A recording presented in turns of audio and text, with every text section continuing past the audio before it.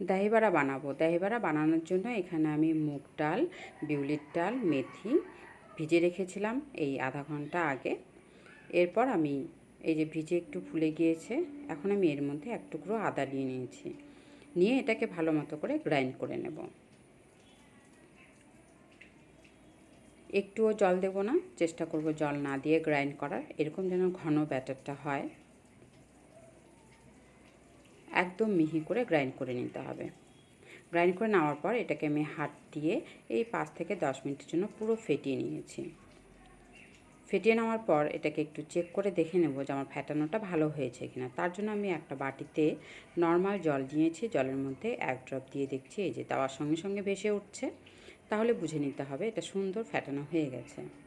এরপর এর মধ্যে আমি জোয়ান আর একটু সাদা জিরে দিয়ে আবারও ভালো মতো করে মিক্সড করে রেখে দেব।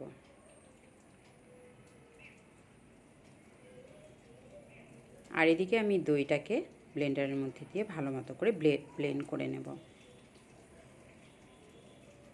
এর মধ্যে সামান্য জল দেব আর দিয়ে দেবো সামান্য চিনি, বেশি পরিমাণে চিনি দেব না, দিয়ে এটাকেও ব্লেন্ড করে রেখে দেব।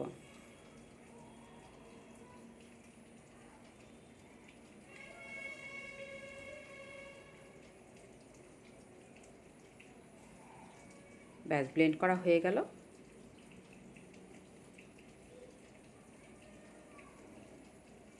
বাকিটাও ব্লেন্ড করে নিই। এখন এটাকে ঢেকে দিয়ে এক সাইডে রেখে দেব। তাহলে বড়াগুলো ভেজে নিই। বড়াগুলো ভেজে নেওয়ার জন্য এখানে আমি রাইস ব্র্যান্ড অয়েল নিয়েছি, নিয়ে মিডিয়াম ফ্লেমের মধ্যে বড়াগুলো ভেজে নেব। তো এটা ব্যাটারটা যদি ভালো মতো করে ফেটানো হয় তাহলে তেলের মধ্যে দেওয়ার সঙ্গে সঙ্গেও কিন্তু ভেসে উঠবে, নিচের দিকে লেগে যাবে না।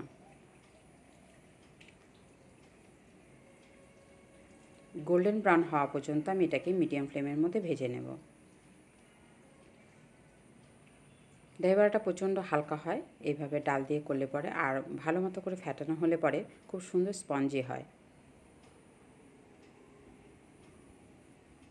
ব্যাস ভালো করে ভাজা হয়ে গেল, এটাকে আমি একটা প্লেটের মধ্যে তুলে নিচ্ছি।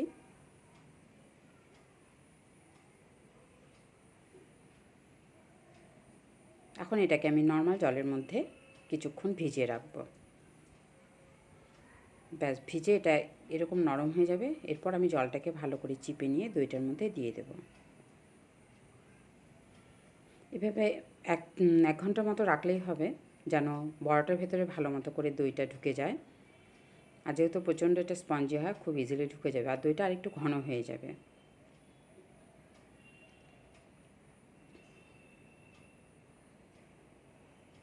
ব্যাস 1 ঘন্টা হয়ে গেছে, এখন আমি এটাকে পরিবেশন করে দিচ্ছি। উপর দিয়ে একটু টক দই দিয়ে দেব। এর মধ্যে কিছু মশলা দিয়ে দিচ্ছি, তার মধ্যে গোলমরিচের গুঁড়ো, চাট মশলা দেবো আর একটু বিট লবণ দেবো। দিয়ে দিচ্ছি সস আর অল্প উপর দিয়ে ঝুরি ভাজা দিয়ে পরিবেশন করে দেবো। তাহলে করে দেখো কেমন হবে, আমাকে অবশ্যই জানিও।